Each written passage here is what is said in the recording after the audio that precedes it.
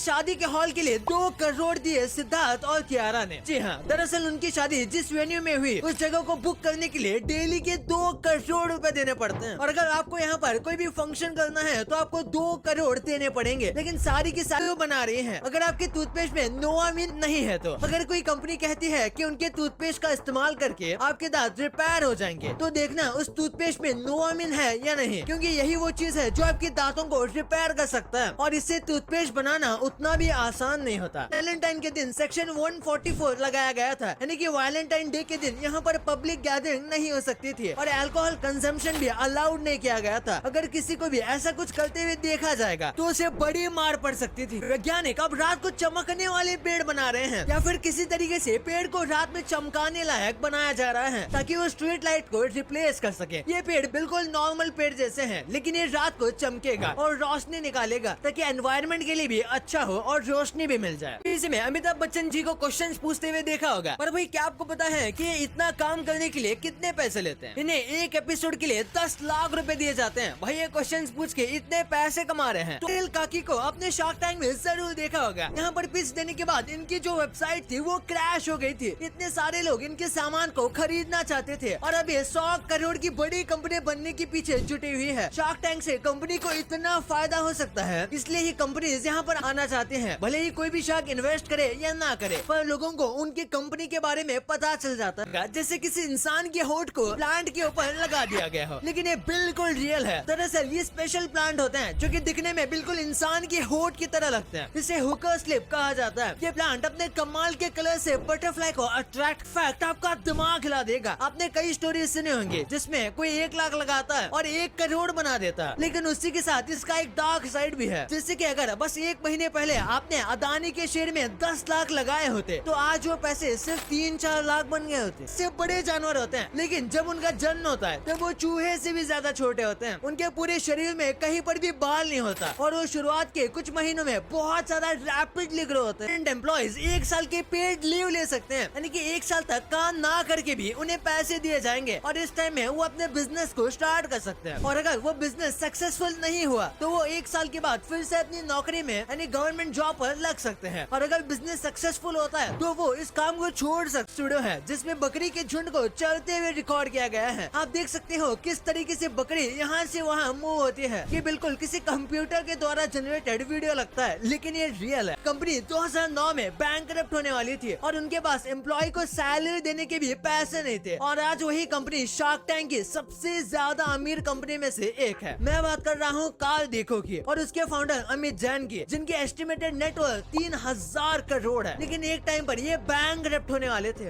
इसमें एक driver America के फ्लैग को बदल रहा है। ये फ्लैग हवाई के पर्ल हार्बर यानी कि एक पोर्ट के नीचे लगा हुआ है। ये चीज बताती है कि हवाई जो है वो अमेरिका का हिस्सा है और इस फ्लैग को हर 3 साल में एक बार बदला जाता है, क्योंकि हर 3 साल में ये काफी गंदा हो जाता है। वैली में डायनासोर का घोंसला मिला है जिसके अंदर सच्चे के डायनासोर मौजूद है। नहीं, ये जिंदा नहीं है बल्कि डायनासोर के अंडे हैं। इस घोंसले में 265 फॉसिल मिले था। वो कुछ ऐसा दिखता था। भाई बस इस चीज का मिनिएचर बनाने में रिसर्चर्स को 38 साल लग गए और इतनी रिसर्च करने के बाद ये एंशिएंट रोम का बस रेप्लिका बना पाए। ये आज के बिल्कुल किसी मॉडर्न सिटी की तरह लगता है, लेकिन ये कई साल पुराना एंशिएंट रोम सिविलाइजेशन है। सोचिए वैज्ञानिकों को रेप्लिका बनाने में 38 साल लग गए तो इसे एक्चुअली में बनाने में कितना ज्यादा समय लगा होगा, वो भी इतने साल पहले। बुक ऑफ नेम्स नाम का एक कमरा है जहाँ इतने सारे पेजेस की बड़ी सी बुक रखी हुई है जिसके ऊपर 6 मिलियन लोगों के नाम है, जो कि सारे के सारे जूइश लोग थे जिन्हें वर्ल्ड वॉर 2 के दौरान जो कि जर्मनी और उनके टीम के द्वारा मारे गए थे। और ये सबसे बड़े हत्याकांड में से एक माना जाता है, जहाँ पर इंडिया के बाहर 1000 रुपए भी लाखों रुपए के बराबर है। जैसे कि अगर आप उज्बेकिस्तान जाते हो तो उज्बेकिस्तान में 1000 रुपए 1.37 लाख के बराबर है और इंडोनेशिया में 1000 रुपए 1.8 लाख जितने होते हैं। वही बात करें लाओस देश की करेंसी में 1000 रुपए 2.4 लाख जितने होते हैं और यहाँ वियतनाम में 1000 रुपए 2.84 लाख वियतनामीज डॉन्ग के बराबर है। और अगर इसके बाद सबसे ज्यादा वीक करेंसी की बात करें तो वो ईरान की है और भारत के 1000 रुपए ईरान में 5 लाख ईरानियन रियाल के बराबर होते हैं। सीरियसली यार इतना ज्यादा, लेकिन इसका मतलब ये नहीं कि आप 1000 रुपए से यहाँ पर लखपति बन जाओगे, क्योंकि यहाँ पर चीजें उसी हिसाब से प्रोडक्ट मिलते हैं जिसे हम रियल समझ के खरीद लेते हैं, जैसे कि शूज और फोन, खासकर आईफोन। हाँ, लोग सच में आईफोन का भी कॉपी बना देते हैं और इसे पहचानने के लिए आपको छोटा सा काम करना है, उसकी परफॉर्मेंस और कैमरा को देखना है और अगर परफॉर्मेंस भी और कुछ भी नहीं समझ में आ रहा तो आपको उसके सिक्योरिटी नंबर को एप्पल की वेबसाइट पर पेश करना है। सिक्योरिटी नंबर आपको सेटिंग में मिल जाएगा। और शूज की बात करें तो आपको हमेशा ट्रस्ट होती या फिर कंपनी के शोरूम से ही खरीदना है और हमेशा उसके लोगो और क्यूआर को चेक करना है। इसी के साथ कई लोग खाने पीने के प्रोडक्ट को भी कॉपी करते हैं। इसे जानने के लिए आपको उसके पैकेट को देखना है। कई बार पैकेट में नाम अलग लिखा होता है या फिर फॉन्ट अलग होता है। इसी के साथ कई बार पैकेजिंग की क्वालिटी और अंदर का टेस्ट भी अलग होता है। तो ऐसे में आपको दुकानदार को साफ साफ कह देना है कि भाई इसमें कुछ गड़बड़ लग रहा है। और भाई आपको रिसर्च जरूर करनी चाहिए। जैसे कि यहाँ देखो, कई लोगों को लगा कि ये नकली मैगी है क्योंकि ये छोटी है। दरअसल ये न्यू मैगी है जो कंपनी ने निकाली है और ये 10 रुपए की आती है और ये छोटी है। और जो नॉर्मल वाली मैगी आती है उसका प्राइस 14-15 रुपए हो चुका है भाई।